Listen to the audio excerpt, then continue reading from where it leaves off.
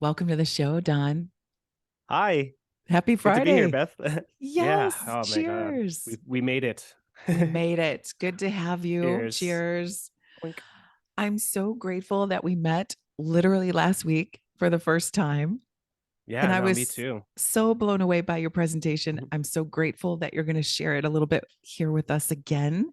But today we're going to talk all about VR, AR, PR. No, I'm just kidding. I don't even know what that is. Physical reality, that could work. Ooh, Yeah, okay. My kids, I'm glad you mentioned this in your program. The book and the movie Ready Player One. Is that yeah. our future? Is that coming? We're Y- going to live I in like a box and then just come out into the virtual world and maybe then not so dystopian, at least that's the hope, but some of that technology is already here for sure. it is. Yeah. Um, I don't know if you remember in the movie, he like runs around on like a treadmill.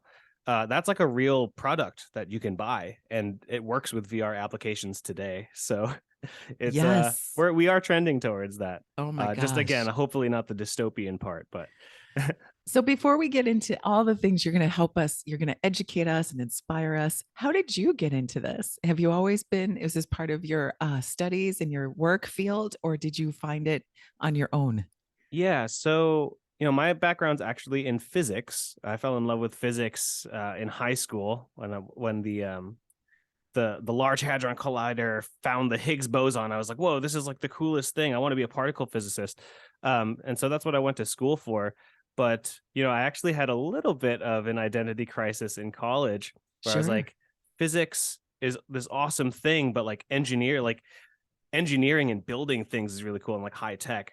Also around that time, Iron Man came out, Iron Man Oh 1, boy. before it got really marvelized. Yeah. And it was this movie where Tony Stark would come into his workshop and there was augmented reality. He'd be like talking and interfacing with his machines in a way that was not normal for that time. And to some extent, it still isn't normal now. And I thought, whoa, it would be really cool to do that, or make that technology, use that technology. And so that was always in the back of my mind. But I got my degree, ended up working at Arizona State University where I like built physics demonstrations, and I was like, oh yeah, I get to still do my engineering stuff while teaching physics and still practicing physics. Cool. Um, but then XR technology, it started to become accessible around 2019 when the first Oculus Quest 1 came out. This was Yes. like that standalone, like you don't have to be connected to a PC thing. I was like, whoa, this Mhm. is like that first step towards Iron Man technology, right?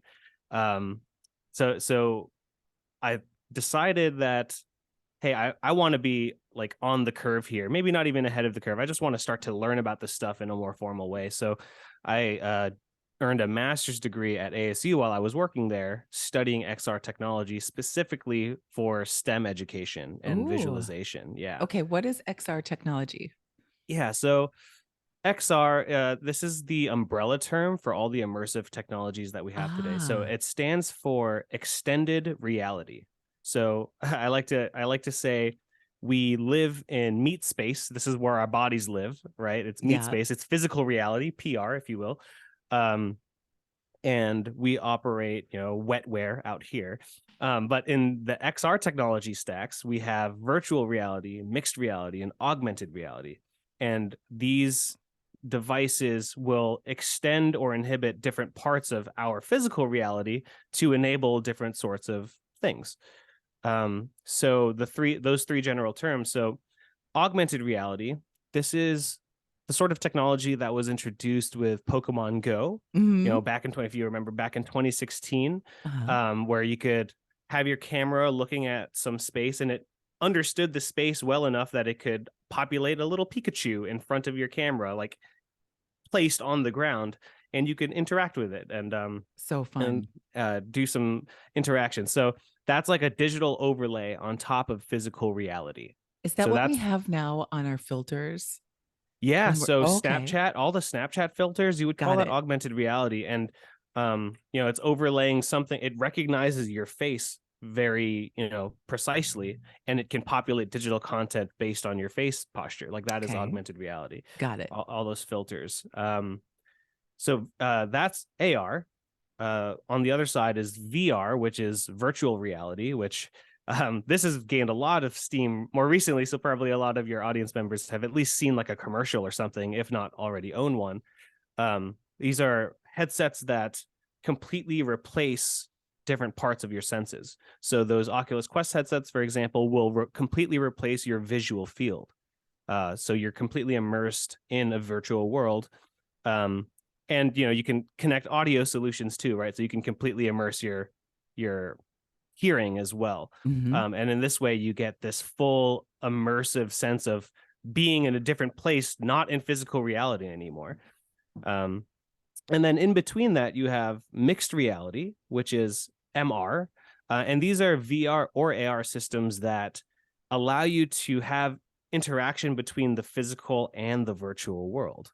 Ah, so And it's so, mixed, it's yeah, both. yeah, exactly. So imagine you have like some dial or knob in the virtual world or in the digital content, and when you do things to it, like press it up or down, it does something in the physical world, right? And people have done things like, oh, I'm in my VR system, I press this virtual button, and my smart lights turn on in the real world. Oh, Like okay. that would be like mixed Okay. reality, Okay. or yeah, having a knob in the real world affecting something in the digital environment. So like I've seen people, for example, connect their MIDI controllers, have it tracked in their VR solution, and they can control, virtual aesthetics with knobs in the real world. And Oh, so that's like the interactivity between physical and virtual. what is a MIDI controller? Oh, sorry. A MIDI controller it's like a music device that you can connect to a computer to send like audio data. Oh, is it like Yeah. a stick or There's a like lot a of different wand? kinds. Have you ever seen like musicians play with like beat pads? Like, Sure. yeah, Yeah, those are MIDI controllers. So I you have these see. pads that Okay. connect to some music software, but it doesn't have to be just music software. Like people use MIDI for all sorts of things nowadays, Okay. um, Great. to send data. Yeah. Awesome. Cool. And so So those that's are mixed broadly the reality. three types. Yeah. Okay. AR, VR, and MR, which Love sits it. between them. Yeah. AR, VR, MR. This is exciting. Uh okay. My son has an Oculus 2. Holy cow. Cool. It's super fun. I know NASA Yeah. also has done the International Space Station tour on the Oculus, and Yeah. it's like blow you away, amazing. I love it. Yeah. And when we were back, this was years ago, just so I can give a little bit of reference. I'm trying to find my way and navigate in the R's, the VR, AR, so we Yeah. can talk forward. We went to Walt Disney World and they had this separate section. Have you ever been to Walt Disney To Disney World, I've been a couple in times. Florida? Not Yeah. recently though. Yeah. Okay. Are you familiar with it used to be called like Treasure Island, but now it's called Disney Springs and it's like where all the restaurants and outside Disney things Yeah. are. Yeah. Okay. So they have this one section where this was back in the day, like 5 years ago, maybe more. It was definitely pre-COVID. And it was called The Void. And it was this place. Do you know Mm-hmm. what I'm okay? I know the void. Yeah. Oh my gosh. So they were going to open one here in the Chicago suburbs. I don't know why they did it. It never came to fruition. Boo. But down at Disney, the Void had like three separate types of experiences. Yeah. One was a Star Wars, of course. I mean, so Of smart to course. Yeah. open it there.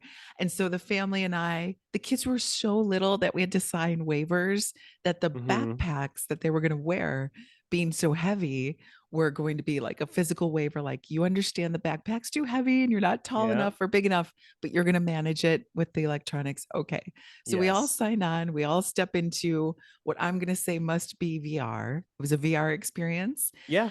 And literally, Don, when Darth Vader came out, I cowered down like as if I were hiding in Yeah. like behind a box, and I was so scared, and I'm like, oh my gosh, it's not real, but it was so Darth real. Vader is It was so scary. real. Um, And they had yeah. heat, like we had to walk over the lava Oh fields man. and heat was coming up from who knows where. I had never in my life had this experience. And so I know you're going to walk us through this and talk us through this, but how realistic it was And the fact that it can really trick your senses. I mean, Yeah. 100% thinking I was a stormtrooper. I look over at my family, like my kids are stormtroopers, my husband's a stormtrooper, and I'm just like, this is so real. It's so real. Yeah, this is man, that's that the void. Just a quick note on the void. They were so that's what you would call like a room scale or like Oh, larger scale experience. yeah. They actually went bankrupt. Did I they? think Darn. partially due to COVID and maybe some other like Oh, management issues. But shoot. yeah, no, those room scale experiences, especially when they're collaborative like that, where you can be in there with other people, are amazing. What you're talking about, you know, I love the way that you said it, like 100%, like you feel like you're there. Um, and you see the others and you believe that they are what you're seeing Yeah, them as, right? Like your brain right. is being tricked. This is a well documented phenomenon in virtual reality literature. What is it called? So it's called presence. Well, for your Ah, personal like perception, it's called presence. You feel okay. present in this world and you are not present in the physical world anymore. And that manifests itself in like you see these memes of or videos of people like punching their TVs because they Sure. have literally no sense that the TV is there anymore, right? Or like running into a wall, which these are safety concerns, but it's also a little funny. We Um, can laugh. yeah, When those lightsabers yeah, came out, we were ducking. Like yeah, we were like ducking, yeah. and No, they're not, by the and way, even a stick. Like it's just the yeah, the wand that is yeah, just the thing that's going to project a yeah. lightsaber, but looked real to me. Yeah, and the what's funny is with Darth Vader, like you're saying that you coward. There's also a bunch of other, not a bunch. Well, there's a series of Star Wars VR things on the Oculus Quest, like the standalone Yeah. headset that you said your son has. Yeah, and Darth Vader is a scary, menacing figure. We don't Yes. realize that he's actually really tall when he's in Darth Vader form. Like Anakin Skywalker is not like a tall guy, Yeah. but Darth Vader is like 6 foot whatever, Yeah. and it's scary when he comes up to you. Yeah, And of course his voice and even like his breath, like you just it's yeah, amazing the visceral experience of like the hairs on your back stand up. yeah, I cannot believe that something that's tricking our senses can take us all the way into a physical reality of like heart palpitations, yeah, goosebumps on your yeah, skin. So I have to beg the question, like, has this been used in like hospital settings and for PTSD and for all kinds of places where we could use this technology into the physical realm of yeah, healing or yeah, improving? yeah. There's a fair amount of people who have realized that. I mean, what we're essentially doing is using very, very high fidelity or good enough fidelity for our brains of visual and audio to change the way our brain is thinking about things, right? And whenever you get into that area, yes, there's all sorts of things, like therapeutic uses, clinical uses that people think about, whether it's your mental health or yeah, going over PTSD or getting Yeah. over PTSD, using it in conjunction with other drugs, right? Like that are meant to do a certain thing, but you need a certain environment for it to work correctly. Like an interesting area of research is yeah, like just guided meditation, for example. And there are like Sure. several applications that do that right now, with promising results. Obviously, it's not a tool that works for everyone, just like any other tool. It's not for not everything's a nail, right? Um, but yeah, no, those things are totally being explored right now, both Good. in academic research as well as in the industry, like people making apps with the intent of like making people feel better, which Good. is great. Well, since Yeah. we're in that topic, and because we met at an analog conference, Yeah. and I can see how this can be so beneficial for space on both ends. Yeah. So, and I can't wait for you to walk us through and talk us through, guide this through, because when we go to these worlds and we have to transverse a lava tube and it's rocky and it's tricky, and if Yeah. someone like you showed us at your demonstration at the conference, if someone can go first and map out those tubes, then the rest of the team can really get efficient Yeah. in knowing ahead of time and planning the route and saving your air and your energy and all those things. Yeah, That's yeah, fantastic to take us to the place where we need to go. But then on the other side, let's say we've been on Mars for like 4 years. We're missing Earth. We're missing jungle. We're right, missing green and atmosphere. right. And to step into a virtual reality that takes us back to a place where it can bring a sense of calmness or a reality Yeah. that we're missing, it can really work in when it comes to space exploration. It can work in a lot of ways to benefit us human blobs of bacteria that need Yeah, we need all this stimulus to survive and thrive, right? we do. Yeah. Yeah, I mean, essentially what we can do with this technology, aside from like, yes, like for example, yeah, like send a robot, scan the area, let us practice being there for a long time. But um also, yes, this ability to pretty much teleport your brain to any place, whether it's meaningful or not, or for any purpose. Like we have that ability. I mean, you're saying, remind us of home. I mean, what if it's, hey, a scan of your house, right? What if it's telecommuting back to Earth with some time lag, or like replaying a memory of your family, right? Or like Yeah. hanging out with your family. Yeah.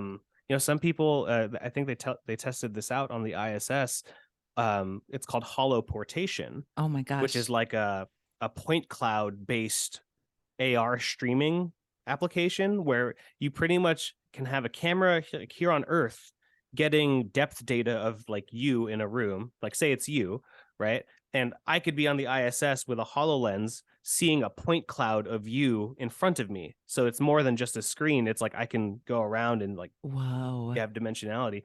And they did this to uh well, their mock examination, or their mock experiment was, they wanted to have a doctor treat a wound on ISS with this, like, oh, here's like my actual arm being streamed to you, and Okay. then there's a like a point cloud of a doctor looking at it, Oh my right? And then gosh. you can have like this telemedicine sort of thing between worlds, Yes.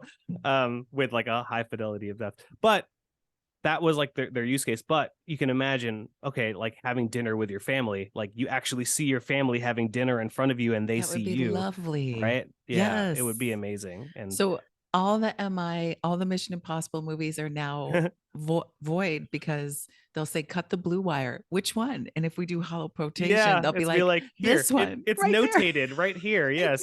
Yeah, I see this blue wire. This is the one right here. Exactly.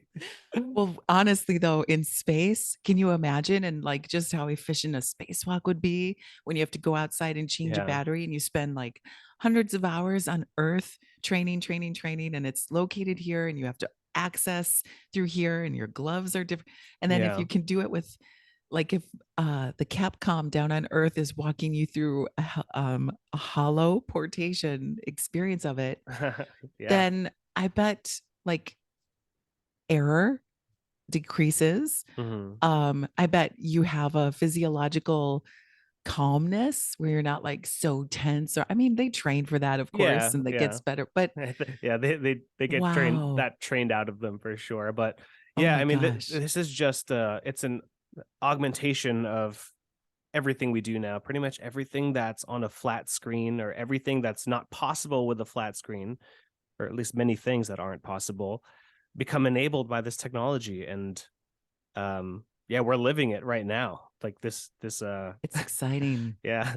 And it's hard to it's hard for next generation. Like you and I came up through classic, probably traditional academia where we're seeing ideas come to the surface and then we're slowly seeing them implemented. But everyone behind us is going to be living in this world. Hmm. As a person who's touching it every day and working in it and has great knowledge of it, are you seeing some flags? And are you noticing how we're changing our behaviors as humans because this technology is going to be in our world? Like, Hmm. are we, how are we acting and Yeah. behaving differently? Because I know you've got to see the change. Yeah. Well, what's interesting is that a lot of high tech, I mean, maybe a good analog for this is that, for example, our laws and our Oh, yeah. policy around technology is lagged behind even like the initial implementations of, say, Facebook, right? And we're like years and like probably more than a decade into that now, and we're still trying to figure out how to live with that correctly. Hmm. So there's just like a sort of general sense of technical debt that I think humanity, or at least, I mean, we're in the US, so like that the US is sort of accrued as Yeah. technical debt. Um, I think there are a lot of great people that think about the sort of ways, again, this is like a brain altering technology, much like a smartphone was, right? But I think we've learned a lot from not taking it seriously early on with Yeah. like Web 2.0 and smartphones and stuff like that. I mean, there's entire safety initiatives and policy advisors to, you know, US government officials from industry professionals like myself and some of my mentors and colleagues that are like, hey, you need to think about these things right now Good. before Good. I mean, we have these Meta Quest 2s in the hands of, you know, teenagers, young Yes. kids and stuff.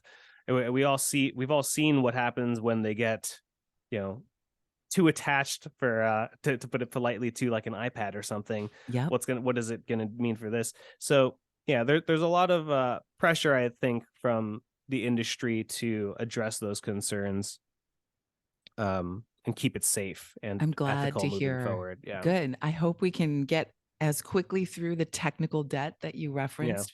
Can I share with you what I see? I have two kiddos. One is a Yeah. little older, in the teens, and one is just about to step into the teens at 12. And here's the conundrum. He's 11, actually. Mm, Facebook Meta doesn't allow anyone under 12 to have a Meta account, which I'm totally for. I think that's yeah. fantastic. But unfortunately, my son had a Facebook Oculus prior to Meta. Yeah. And so he was able to use it and enjoy it and have some fun with it. But he's too young to be on Meta. So the Oculus doesn't work because he can't have a Meta Oh, account. it's like it's bricked. Ugh, Yeah, and till he's old enough. I'm not gonna step into Meta. So I used to put him on my Facebook profile because he was a minor, and it made sense for me to obviously monitor, like, what we were downloading, what we were gonna use, Yeah. and all those things under my account made sense. But now, he's just about to be 12, and so games can't even touch the Oculus 2. But I see 2 different kids. I see the kid socially interacting in person, in humans, Hmm. like with humans outside in real environments, who is, I mean, let's give credit. He's young.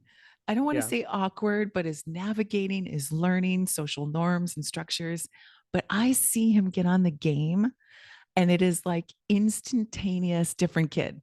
He is Yeah. like engaged, funny, sarcastic. He's building, he's solving, problem solving because he's Yeah. with a community of like-minded people playing, Yeah. and he doesn't have to be playing the violent, crazy, No. Yeah. inappropriate. I'm talking like anything from Minecraft Yeah. to sometimes I've seen some like pirate stuff where it's just having fun on the seas and trying to Mhm. navigate through the seas. Yeah. Fascinating, healthy. As parents, though, balancing these two worlds, and even as users, like as we're making the laws and trying to keep up with policies and developing the technology, do you see anything in the future coming where it's going to be like, okay, built in default 5 hour usage, and then it shuts Mm. itself off, and you have to like Mm. have some kind of medical script to override it because otherwise you could get hurt or you could get like sleep deprivation? Do you see any of this or is that Yeah, way you know, off? again, like the analog of like computer gaming, that's essentially what this is, right? It's computer gaming, but it's just the next level computing platform. Huh? Um, I grew up playing a lot of video games. What'd Um, you play? well, it's funny you mentioned like Minecraft, right? League of Legends. World Okay. of Warcraft got me early, so you Uh-huh. know, as other people might be able to attest, if that gets you early, a lot of games, at least at the time, weren't near that scale or fidelity of games. So like I didn't play a lot of other games after I got onto that game. But what I wanted to say was that a lot of my best friends now came from those times gaming, right? Even my wife, like we met gaming, You right? did? Yeah, That's we met, awesome. and before we met in person, right? It was like 3 years before we met in person. We met playing video games because Oh my my friend gosh. moved to her town, Okay. which is where I live now, actually. Um, but the I mean, I totally hear your sentiment of like, hey, I was a different person online than I was Yeah. out in the world. Like out in the world, I was like this skateboarder kid, right? And then at home online, I'm like, oh no, like, let's go raid the boss, and like or like let's go caving in Minecraft. Sure. And super super excited about that. But I mean, I think what it comes down to, instead of like, I mean, we didn't impose restrictions. I mean, that's like a parental prerogative. But I think what it should be is that people become aware of the technology, what it means, and just teach responsible use, just like you would teach responsible use of anything in the Mhm. house or in the world. If you're going to learn how to drive a car, like, hey, respect the car, right? Totally. But Um, Ron, the tech is moving faster than parents can keep up. I mean, yeah, there's so many parents that can't afford it, or they can't get on the games, or they don't have time to yeah. engage in the games. And this is it's such a great thing for the kids. And yet it's so Hmm. detrimental because it's like, look, just like any technology, like you Hmm. said, with the car, it's like you got to learn the rules of the road. You got to learn that. But even with the car, there are a little bit of social norms that, like, like politeness, like you go first, you um deflect to the right, like people Hmm. from the right get to turn first, and all these Yeah. other things. In the gaming world, and when we get on these ultimate realities and augmented realities, do things translate? Do they transfer and come back into real Yeah. world? I don't Yeah. know. To your, yeah. I mean, I think that the norms, like you're saying, there are like norms on the road, the norms of virtual worlds, like large scale multiplayer virtual worlds that are using XR technologies, those are still being figured out. And that's why we have people that are like, hey, keep it safe and keep it moderated, like to some extent, and all this stuff. I think as these things become even more accessible, right? Like I think now the most popular headset is the Meta Quest 2, which has sold millions of units, right? It's still not like mainstream, Mhm. but for example, Apple is about to release their mixed reality headset, Ooh. right? Yeah. That's like been a rumor for a long time. Apple is Apple, but it's coming. It's obvious, like there's patents that have been leaked, right? And like that's going to come, and we all know what Apple does, right? They release Makes it real something, and easy. they Yeah. they establish norms, they establish guidelines for the industry. Like smartphones are basically iPhones of different degrees, right? And so I think that that will help to establish, or at least start to bring to light to the general public what a lot of your concerns that you're saying are. And then, I mean, one thing is the technologist should be addressing it, but then the public should have its say as well, right? I mean, they're Yeah. the end users of these things. So I'd be curious, like when that happens, when it's like less of, hey, an at-home device, but maybe something that you can first port between work and home, and then eventually maybe just wear it most of the time, Yeah. right? Like there's going to be phases of this technology. um like those norms and those um use guidelines will be established. I And love it. This yeah. is when it comes to exploring space, what I love about this is we are simultaneously stepping through this technology to say, okay, we're figuring it out here on Earth Hmm. as users, Hmm. and it sure is going to benefit us in space exploration while we're figuring it out. And I love that because it's such a Yeah. great, tangible example. Let's talk a little bit more about the space use Yeah. and what you're seeing. You work for a space company, Hmm. and I'd love to hear. You present it at the Analog. Can you expand a little bit on how you use some great examples in the field of how this can be used? Yeah, so XR, it's like an entire set of computing technologies, right? So I just want to reiterate that it's like what we do with our PCs and our phones, we can Uh, do with XR and then some, right? So just like think of that as like a baseline. Um, we've all taken or used things on a flat screen which feel bad to use, right? Like taking like an e-learning, for example. Okay. Everyone's done like some online course where you like watch a video and you answer some questions, Sure. right? And like that, they call that education, and they say, hey, you answer the questions and you're good. You're certified for this thing now. With XR, here the interesting thing about XR, and this is one of the main use cases, right, is that you get spatial, what we call spatial affordances. Like you get depth of the experience. It's not just a flat screen. You can move around it. You might be able to touch it and move it, right? And there are so many things in life, not just the space industry, but in life, that require you to have those spatial cues, right? If you want to learn how to procedurally do something, like even if it's like use a tool, right? Here, Ride a let's put bike. yeah, ride a bike. Let's put the Sure. thing in your hand, Yeah. make the motions with your hand, and that's how we determine if you did the thing right, instead of, oh Love yeah, like it. you have to grab it and then turn it this much and then you answer that on like a piece of paper and you're done. No, it's no, you pretty much for all intents and purposes hold the tool and you make the motion with your hand, Yep. right? Love it. And and it's not just that, it's like, and everyone can see it, right? If it's integrated in some learning management system, it's like, oh no, this movement is the right movement. It's been verified by not just like the machine, but also the person seeing the course. It's like, oh yeah, like I saw their hand move this way. That's right, right? Yep. So there's like various checks that you can do there.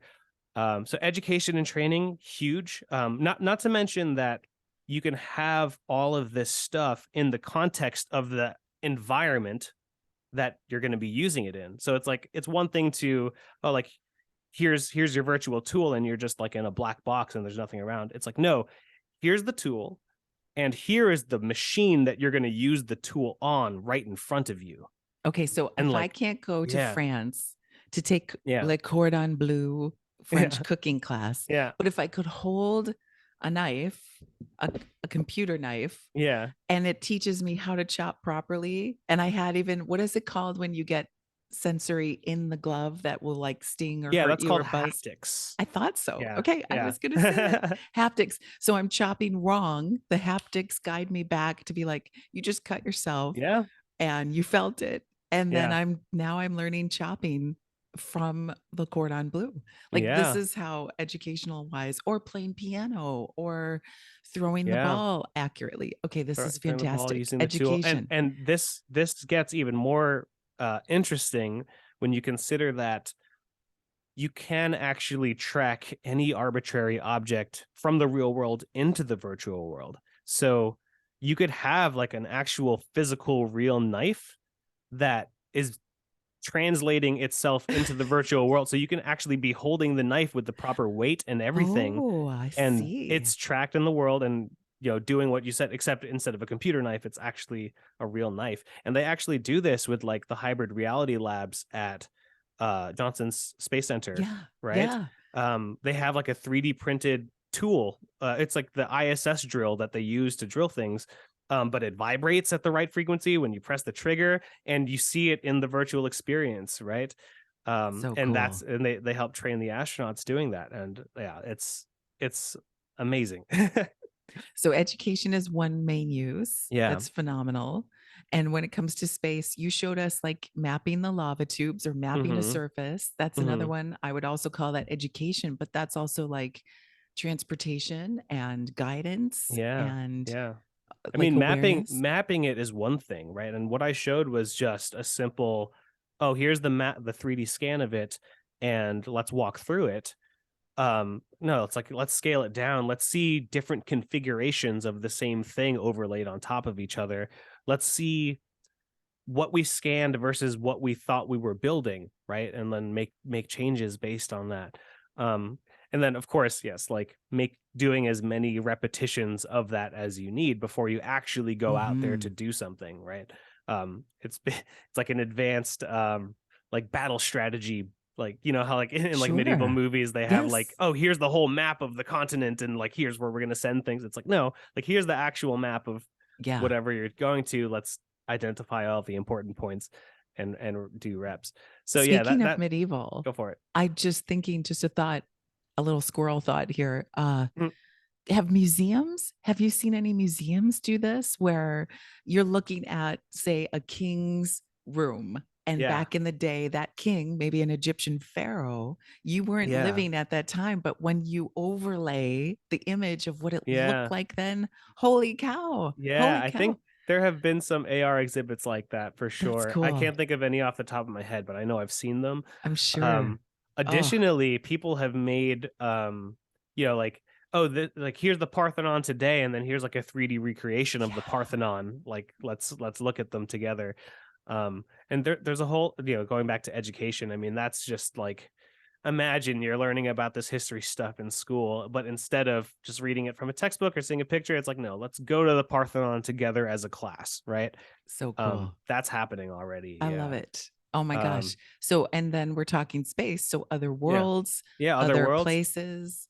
Yeah. So actually, one of the projects I worked on with Meteor Studio at Arizona State, it was like a planetary data visualization tool, right? So Wow. it got data from the Mars Recon Orbiter, the Mhm. MRO, which is just constantly scanning the surface of Mars. And they called them crixels of space. Like they're pretty much like Crixels. like parcels of land on Mars that like the Okay. fidelity of the instrument allows for. Like an Um, acre, like yeah, a something. Yeah, space. Okay.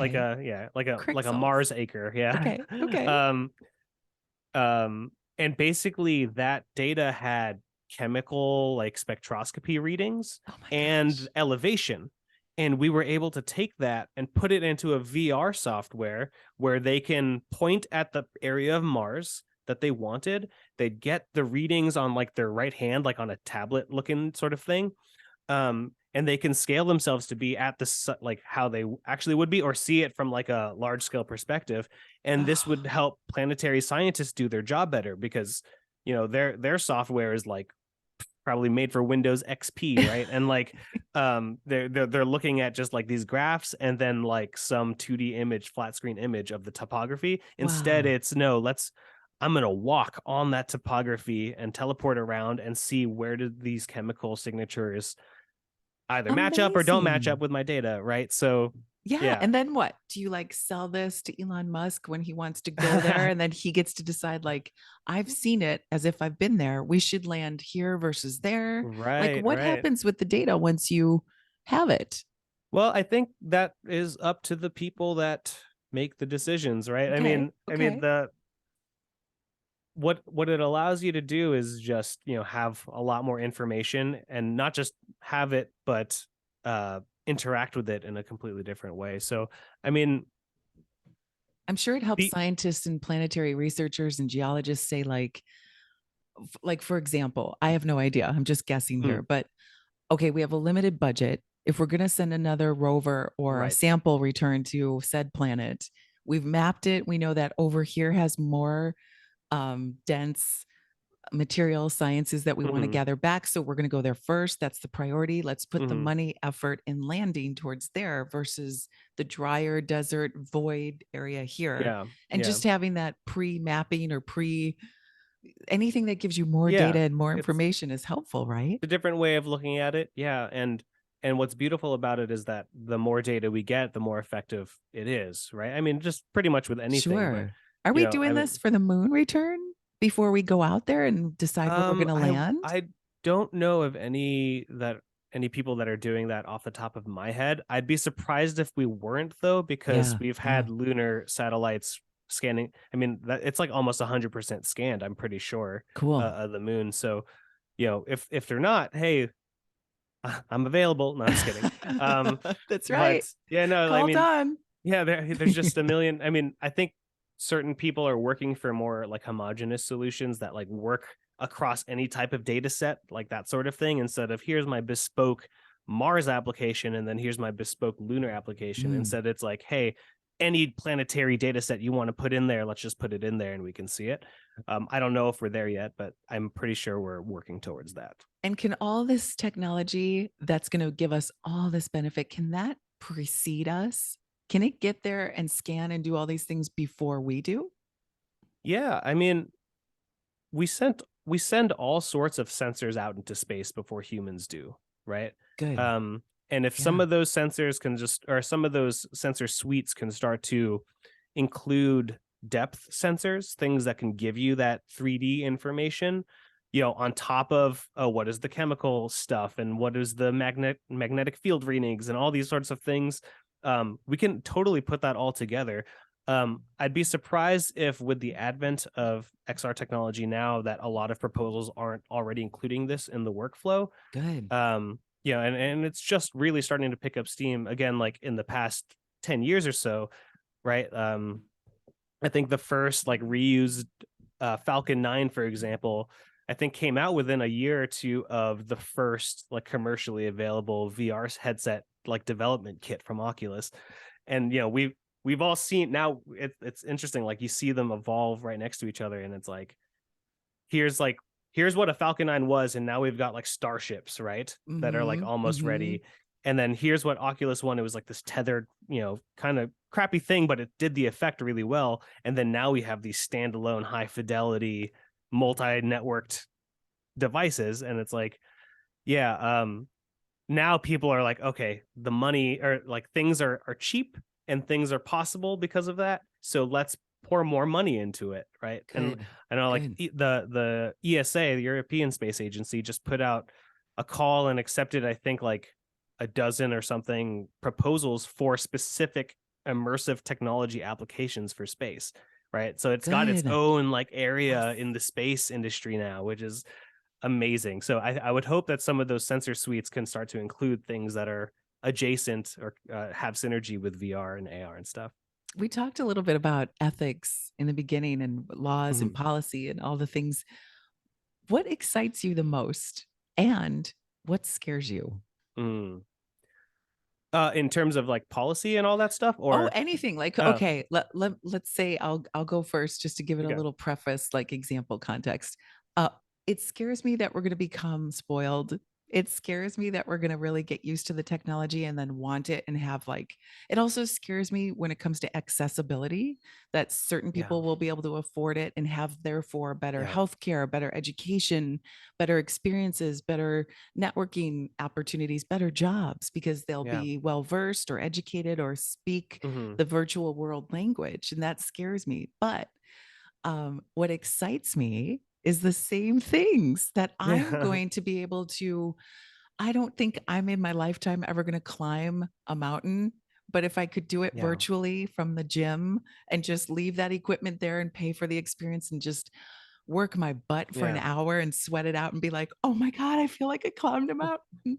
Or right, have a shuttle launch yeah, experience or a rocket launch experience, or if I can calm my anxiety and just get a good night's sleep because I eased my mind into a sensorial experience that just gave me a reprieve and a breath so that yeah, I can go into the next week calm and rested. And so I'm just as excited, but I'd love to hear yeah, some examples from you. yeah. I mean, I'm excited. To your point about accessibility, it's more accessible and it's less accessible in certain ways, right? So it gives people the opportunity to see things that they would never, Yeah. for better for worse, that it would be really difficult for them to see or impossible for them to see, right? And Shark I'm talking swimming. about, yeah, and I'm talking about, like, because we're in the United States, right? We're Right, we're right. relative, we're like a rich country. Even our not to uh diminish, the sort of inequities that we have here, but comparatively to some village in Nairobi, right? Sure. Even some of our worse off citizens get to see or experience some, things of humanity that, aren't accessible in other places. But, there's people like, there's some people that I know in Africa that are like distributing Quest 2s to villages, like literally in I say Nairobi because that's like an actual thing that's happening. And those kids, get to see the Eiffel Tower, or like, I think That's this huge thing is like amazing. Google Earth, right? We were just at the Analog Astronaut Conference. The overview effect is this huge thing. Google Earth is actually like an amazing experience, just to like go like move the Earth around and zoom in and out. Like, Yes. it's an amazing Yeah. thing, and see wherever Google has scanned things, which is like everywhere. Um, not only that, but like experience like phenomena in the world. Like you could rewatch concerts, or you can attend concerts in like this thing, or like museum tours and all these sorts of things, these important artistic and cultural things. Um Not to mention all the science we just talked about. Yeah, But the in terms of accessibility for like price though, right? I mean, the cheapest headsets are still like $300. That's far and away, for the capabilities that they offer, that's far and away better than what it was 5 years ago, right? And I think we're going to keep trending that way. Um, or at least there will be a market for that. So in that sense, I think just like most people have phones now, whereas smartphones were like a luxury in the iPhone sure, one days. Even there's so many subsidized plans through providers that are like, no, no, no, we'll give you the phone, just like sign up with us, sort of thing. sure. Yeah. Um, where those accessibility concerns might go away soon. What I'm really scared about, because it is easy to talk about all the use cases and how amazing they are, and there are a lot of them, and they're very valid, I think. What I'm scared about is this advent of artificial intelligence, Hmm.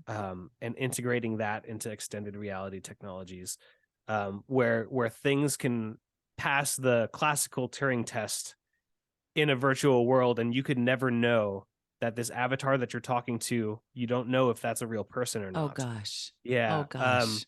So And like so your bank account or yeah, your yeah, like I mean, it could take those sorts of scams and things to the next level, uh or it could, to your point about social norms or social cues and things like that. What happens when you have this highly immersive, realistic talking like avatar that's teaching you how to be a human, right? In the social way. And it's interesting. I think that's still something we can overcome, but it's scary in the sense that, like, I mean, these things are still trained on humans, but it's not a human. I It know. just talks like one. Oh, And yeah. But on the flip side, it's like, oh man, what I'm excited about is AI integrating with our technology, because then it's like, oh, like a library of Alexandria is with you always as a human, right? And it's like telling you, like, it's like, hey, like, assistant, and you can call it whatever you want, right? It's like, hey, my virtual best friend, like, help me out with this thing, like mhm. tutor me on this, right? And it can act like a real tutor. Like, that's awesome. Or like, hey, here's all this data, like, let's talk about it, right? And Instead I'm of and yeah, we're using it like that now. You just yeah, mentioned like one of the main uses that I love that was first and foremost is education. We want to be yeah, better humans. We want to live longer. We want to be healthy. We want to have good quality life experiences while we're yeah, here. And if that means, I mean, I already use it in this manner that you're discussing with an AI avatar. I don't have the person yet physically or virtually yeah, standing alongside me, guiding me through my day. But I pick up my device and I say, pull up a recipe so I can cook better. Or right, right, I have a situation with the kiddos right now. Bring up a reference point that I can go to and see how to handle this, or mm, what are the rules of this sport so I can step right into it and start right, playing because my friends are already gathered and I want to play, and it's all right there. And so I sense your excitement and I feel it too yeah, that this could be our world, and we're going to have to navigate it carefully just like all new yep, technologies, and sometimes that navigation comes the hard way after we get hurt or we yeah, learn the hard way, but it is on the horizon. I think no one yeah. can deny that. I keep and, seeing and I 2 to think 5 years is like we've AI. learned a lot from the mistakes of Web 2.0. Have Of we? I mean, I think there's a broader consciousness of it, whereas there was no concept of the danger, the first time we did this, right? Yeah, Now there's a yeah. lot of people that really care about data privacy and security, and like there's entire companies that are built on just doing that as a service, right? So, You're right, you're right. there's it's an interesting time. I mean, I'm hoping that, I'm optimistic about it. Obviously, there's a lot of hard work, but uh, Yeah. I have to ask you because you literally are straddling the 2 worlds. So you have for yeah, fun and for your interest, you're in VR. And Yeah. then, like I mentioned before, you're working for a space company. Do you see this in the future being that meld that's just going to be like everyone's going to be working in the worlds that will combine into this? Yeah, I mean, again, I think this is a tool first and foremost that, not everything is a nail for the hammer, right? I don't think it's going to completely replace, for example, like the ability to, or the need or desire or the want, um to not use the technology, like to go outside and experience real things still. I think it will be like a part of our everyday lives, but it won't be like our sole thing in the way that phones kind of are now, where it's like you can't go anywhere without it. um Yeah. Yeah. yeah, so That's a good yeah, that's a good well said. It's a yeah. tool. And in the space world, again, coming back to space, there's a moment, telescope is a tool. And I can only imagine I did it at the conference when you presented. And I want to Mm, share this with you. When you set up a telescope and you get a child or a person of any age to see through it for the first time mhm. and their world changes, it's a Yeah, moment. It's a real yeah, moment. When you put on the headset at the conference and you were able to display for all of us in the room what you were seeing and how you were using it, it was a moment for me and probably for a lot of other people oh, who I are love that. like, holy cow, I can't believe what I'm seeing. And it was in front of me. I know it's been virtually on the screen before and in the Yeah, movies and in concept, but seeing you do it in the room yeah, there, where can people either help learn more from you directly, or what resources would you recommend, like through academia or universities or places where they can start stepping into this world at their yeah. convenience? YouTube is amazing, Okay. just to learn things. So I didn't get to talk about a lot of like the software stacks that go behind this and things like that, but there's so many VR developers and like game developers on there that if you do want to learn like the technical side of things, it's all there. And then there's people that cover like the news and stuff too. There's a lot of there are becoming a lot of labs dedicated to like either human computer interaction or like specifically like XR technologies all over the country and all across the world, actually, both in Europe, Africa, like Asia, and here in the States. You just look up any XR labs. We have a pretty big XR house at ASU, for example. Stanford has one, MIT, like the UCs, things like that. Good. um People in academia are very excited to talk about this stuff. um I mean, a lot of my connections came from just cold emailing people saying, hey, I'm interested in this.